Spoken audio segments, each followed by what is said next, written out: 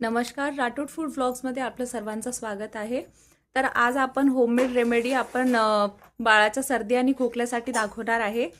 1 ते 5 वर्षाच्या बाळासाठी आपण घरगुती काय उपाय करू शकतो हे आपण दाखवूया।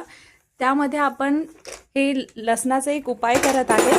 लसणाच्या थोड्याशा कळ्या आपण शिलून घेऊया आणि या प्रकारे आपण लसणाची अशी माळ तयार करून घेऊया आणि हे बाळाच्या गळ्यात बांधूया।